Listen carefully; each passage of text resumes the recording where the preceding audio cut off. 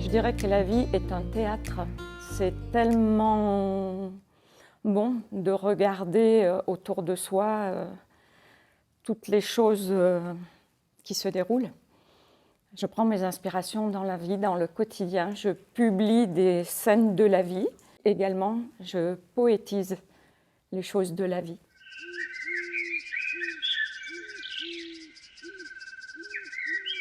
Mon style est très simple. Je pense que les mots les plus simples sont les plus forts. Les mots sont dangereux, ils peuvent être violents. Moi, j'ai choisi d'en faire plutôt des pansements sur les choses de la vie. Et ce qui en font leur puissance, ce sont les associations. J'aime les mots musicaux, j'aime les mots ronds, j'aime la langue française, j'aime les mots de tous les jours.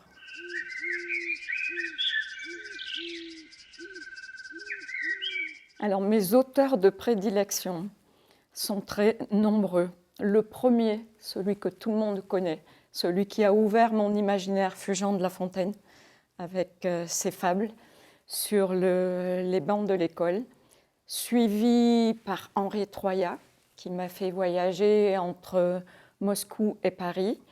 Et ensuite, j'ai découvert Jane Austen et la littérature anglaise. Mais de nos jours, j'avoue que je lis tous les romans qui se présentent à moi avec beaucoup de plaisir.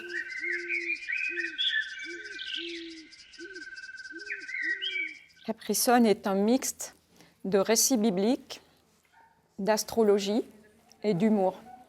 J'ai découvert l'humour avec nos amis les Anglais.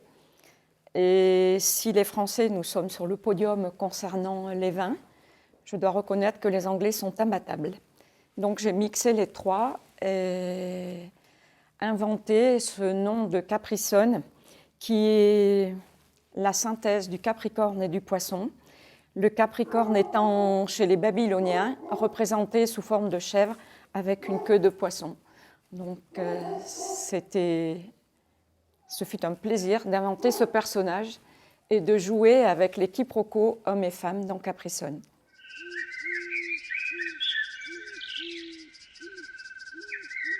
Donc, Capricone est une ardéchoise.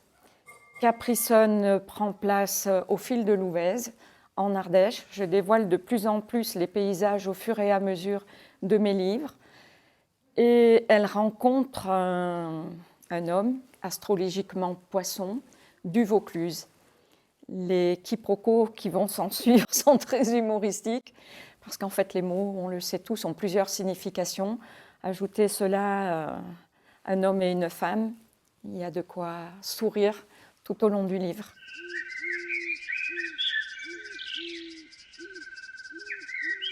Je dois dire que tout ce que j'écris part d'émotions ressenties, part d'un mot, part d'un regard, part d'une rencontre, et mon imaginaire fait le reste. L'archet et la plume, c'est la rencontre d'un compositeur de musique classique, et ce compositeur donc, de musique classique rencontre une auteure jazz. Mélanger les deux était une évidence, car le classique et le jazz se rencontrent très souvent dans des morceaux de musique très recherchés.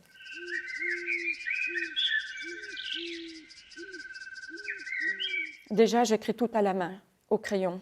J'écris sans m'arrêter, je deviens esclave de mon imagination.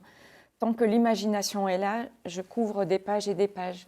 Ensuite, je reprends le cahier pour le taper à la machine. Et là, je fais attention au vocabulaire et je choisis les mots. Entre le moment où je démarre le cahier manuscrit et le moment où je remets les éditeurs, il se passe bien presque un an, en fait. Presque un an.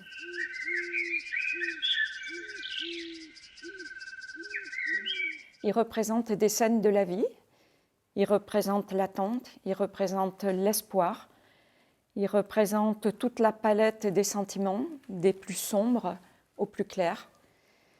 Il représente l'amitié et il représente ce que chacun a de plus profond, caché en sa mémoire, dans ses souvenirs ou dans son cœur.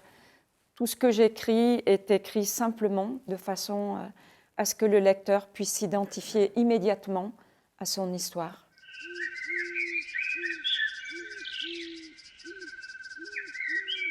Alors, mes ouvrages sont distribués par Hachette. Ils sont dans toutes les librairies.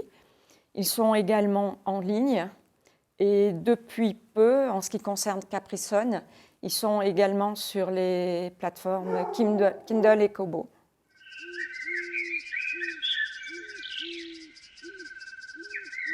Celui que j'ai écrit pendant le confinement fut un cadeau du destin, un cadeau du ciel.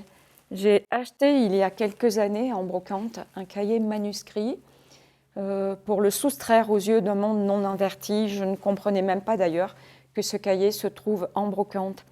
Et depuis 10 ans, je lisais une page et refermais le livre, me sentant indiscrète, dans le milieu d'un appartement parisien, dans le 16e arrondissement, avec l'entrée des Allemands à Paris.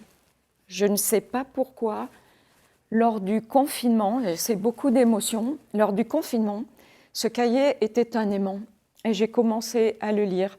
Jour, nuit, j'ai vécu ces 3 mois avec une inconnue et s'est créée une amitié virtuelle sur un pont de 80 ans, une amitié qui est d'une grande beauté et qui a créé un parallèle entre ce qu'a vécu cette inconnue avec l'entrée des Allemands à Paris et le confinement en France.